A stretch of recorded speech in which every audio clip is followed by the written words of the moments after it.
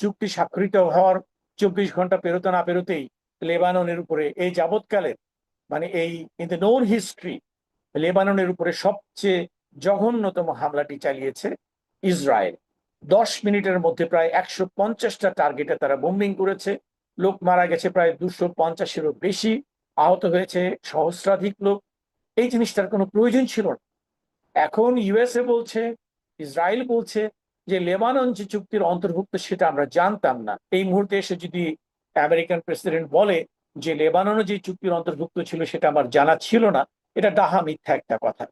কাজেই এখানে ইসরায়েলের স্বার্থটা সবচেয়ে বেশি, যে কারণে যখনই পিস ডিলটা হয়, জো কেন্ট নামে একজন সিনেটর আছে, যিনি একসময় অ্যান্টি টেরোরিস্ট ক্যাম্পেইনের ডাইরেক্টর ছিলেন ইউএসএ তে। উনি নিজেও বলেছেন this is a fragile agreement. এবং আরো অনেকেই বলেছে, যেমন জেফরি শ্যাক্স, সেও বলেছে, অন্যান্য যারা পণ্ডিত ব্যক্তি আছে সবাই বলেছে এটা একটা অনির্ভরশীল একটা চুক্তি। এটা স্থায়ী হওয়ার কোনো সম্ভাবনা একেবারেই তারা দেখতে পাচ্ছেন না। কারণ সবাই একটা জিনিস উপলব্ধি করছে যে এখান থেকে ট্রাম্প সরে যেতে চাইলেও ইসরায়েল তাকে এখান থেকে সরে যেতে দেবে না। যেটার কারণে আমরা দেখলাম যে চুক্তি স্বাক্ষরিত হওয়ার 24 ঘন্টা পেরোতে না পেরোতেই লেবাননের উপরে এই যাবৎকালের এই ইন দ্য নোন হিস্ট্রি লেবাননের উপরে সবচেয়ে জঘন্যতম হামলাটি চালিয়েছে ইসরায়েল। 10 মিনিটের মধ্যে প্রায় 150টা টার্গেটে তারা বোম্বিং করেছে। লোক মারা গেছে প্রায় 250-এরও বেশি, আহত হয়েছে সহস্রাধিক লোক। এই জিনিসটার কোনো প্রয়োজন ছিল না। এখন ইউএসএ বলছে, ইসরায়েল বলছে যে লেবানন যে চুক্তির অন্তর্ভুক্ত সেটা আমরা জানতাম না। বাট আপনি যদি যে 10 দফা প্রস্তাব যেটা দেওয়া হয়েছে সেখানকার 8 নম্বর যে প্রস্তাবটা, এই প্রস্তাবটা যদি আপনি দেখেন, এখানে পরিষ্কারভাবে বলে দিয়েছে ইরান যে এই যুদ্ধের ভেতরে লেবানন, ফিলিস্তিন, ইরাক এবং ইয়েমেন সহ যারা যারা এই প্রতিরোধ যোদ্ধা আছে সবার জন্য এই পিস এগ্রিমেন্ট বা পিস ডিলটা কার্যকর হবে। এটা কিন্তু ওই 10টা ক্লজের মধ্যে 8 নম্বর ক্লজে পরিষ্কারভাবে উল্লেখ করা আছে যে প্রতিরোধ যোদ্ধারাও এর আওতাভুক্ত থাকবে। এখন এই জিনিসটা এই মুহূর্তে এসে যদি আমেরিকান প্রেসিডেন্ট বলে যে লেবাননও যে চুক্তির অন্তর্ভুক্ত ছিল সেটা আমার জানা ছিল না, এটা ডাহা মিথ্যা একটা কথা। এবং আমরা জানি যে ট্রাম্পের এই অভ্যাসটা আছে, উনি ফ্রিকুয়েন্টলি মিথ্যা কথা বলেই যান। উনি সকালে একটা কথা বলেন, বিকেলে আবার সেই কথাটাকে ঘুরিয়ে ফেলেন। সো এটা স্পষ্টতই যখন নাকি ইসরায়েল এরকম একটা আচরণ করে বসলো, একটা আমি বলবো যে একটা বর্বর একটা আচরণ করে বসলো, জঘন্য আচরণ করে বসলো, তখন ইরানের ফেস রিডিং এর তার জন্য মানে সামনে এই পিস ডিলটা কতটা আসলে সফলভাবে হবে, আর ইরান যে 10 দফাগুলি দিয়েছে এগুলিকে কতটুকু তারা মান্য করবে? আর সবচেয়ে বড় কথা হলো আসলে ট্রাম্প এই আলোচনা থেকে কি চাচ্ছে বলে মনে করছে? সে তো বলেছে যে যদি কোনোভাবে আলোচনা না মানে তাহলে আমরা আগের তুলনায় আরো ভয়ঙ্কর হামলা করব। মানে কি, কে কারটা মানবে এখানে? এখানে মানে বড় একটা কনফিউশন রয়ে গেছে। আপনার কাছে কি মনে হয়? এখানে কনফিউশন। ট্রাম্প যেটা বলছে এটা হচ্ছে একটা রেটরিক। সে বারবারই এই কথা বলে থাকে যে কথা না বলে আরো ভয়াবহ আক্রমণ করা হবে। কিন্তু একটা জিনিস যদি লক্ষ্য করেন, আমি আপনার প্রশ্নটার উত্তর দেওয়ার আগে আমরা একটু পিছনে যাই। হুম। আমাদের টার্নিং পয়েন্ট আসলে কি ছিল, কোন পরিস্থিতি ট্রাম্পকে ফাইনাল আলটিমেটাম দেওয়ার পরেও হুম। এই ধরনের একটা যুদ্ধবিরতি প্রস্তাবের পথে এগোতে তাকে উৎসাহিত করলো? আমরা দুটো ঘটনা জানি, এটা নিয়ে হয়তো আপনার এই স্টুডিওতে অনেক আলোচনা হয়েছে। আমি তারপরেও জাস্ট এটা রেলিভেন্সটার জন্য এটাকে আবার টেনে নিয়ে আসছি। আপনি একটা জিনিস লক্ষ্য করেন, সে ঘোষণা করেছিল a whole civilization is going to die tonight. Hmm. Hmm. আজকে রাতের মধ্যে একটা সভ্যতা পুরোপুরি ধ্বংস হয়ে যাবে। সে এমন একটা সভ্যতার কথা বলছে যে সভ্যতাটা 6000 বছরের পুরনো সভ্যতা। হুম। আমেরিকা ব্রিটিশ উপনিবাস থেকে মুক্ত হয়েছে 1776 সালে।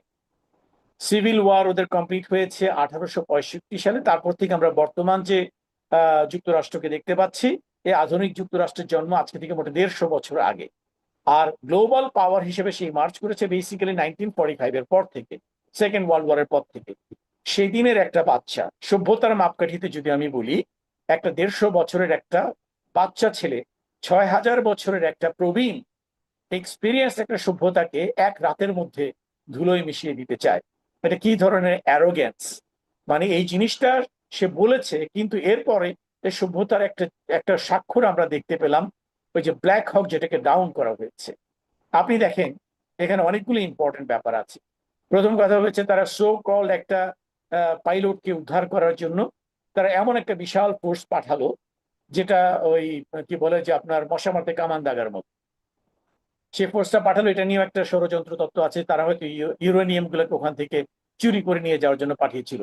ঠিক আছে, কিন্তু যখন তার F-15 কে ফায়ার করে ফেলে দেওয়া হলো, দুটো পাইলট যখন ইজেক্ট করলো, তখন ইনিশিয়ালি সার্চের জন্য পাঠানো হয়েছিল দুটো ব্ল্যাক হককে, এবং এই ব্ল্যাক হকের ভিতরে একটা ব্ল্যাক হককে কিন্তু শুট ডাউন করেছে নর্মাল একটা, যেটাকে আমরা বলি বোল্ট অ্যাকশন রাইফেল, যেটাকে বলি, যেটা একেবারেই অর্ডিনারি সোলজাররা যেটা ব্যবহার করে। তো এই ব্ল্যাক হকটাকে এই ধরনের একটা বোল্ট অ্যাকশন রাইফেল দিয়ে একটা গ্রাম্য একজন পুরুষ আর কি, গ্রামে যে বসবাস করে, আমরা যেটাকে গেঁয়ো লোক বলি আর কি, ইরানের একটা গ্রামের একজন লোক একটা বোল্ট অ্যাকশন রাইফেল দিয়ে যখন গুলি করে, পাশ থেকে তার মেয়ে তাকে উৎসাহ দিচ্ছে, বাবা বাজান বাজান বলে উৎসাহ দিচ্ছে, যে বাজান গুলি লাগেনি, আরেকটা গুলি করো। এটার পরে যখন একটা গুলি করে সে যখন ব্ল্যাক হকটাকে ফেলে দিল, এ থেকে কতগুলো জিনিস কিন্তু পরিষ্কার হয়ে যায়। এই যুদ্ধটা কিন্তু it's not between Iranian regime and US Israel অক্ষ। এই যুদ্ধটাতে প্রতিটা ইরানি নাগরিক তাদের একাত্মতা ঘোষণা করেছে, একেবারে গ্রামের যে কৃষক। এটা আমাদেরকে মনে করিয়ে দেয়, আপনার যদি মনে পড়ে বাংলাদেশে এরকম একটা ঘটনা ঘটেছিল যে গত সময়ে, যে একটা কৃষক এক হাতে বিড়ি আর আরেক হাতে একটা কাস্তে নিয়ে আমাদের বর্ডারে বসেছিল, যে ইন্ডিয়ানরা যদি কিছু করে তাহলে তারা সে এখানে করবে, অংশগ্রহণ করবে। তো এই ধরনের কোন একটা সিগন্যাল যখন যায়, সেটা থেকে যে মেসেজটা পুরোপুরি ভাবে যুক্তরাষ্ট্র পেয়েছে, this is no more a war between armies. এটা যখনই সে সিভিলাইজেশনের কথা বলেছে, তখন ইরানের একজন সাধারণ নাগরিক, একজন কৃষক রাইফেল হাতে তুলে নিয়েছে, পাশ থেকে তার ছোট্ট বাচ্চা মেয়েদের থেকে উৎসাহ দিয়েছে যুদ্ধ করার জন্য। That means it is no more a war between the armies, it has turn into a war between civilizations. এবং এখানে একটা অত্যন্ত এক্সপিরিয়েন্স ৬,০০০ বছরের পুরনো সভ্যতা বিপরীত হচ্ছে একটা বাচ্চা ১৫০ বছরের পুরনো সভ্যতা। এই ঘটনাটা দেখার পরে আমার মনে হয়েছে there was a turning point that Mr. Trump fully realized that I'm banging my head against the wall.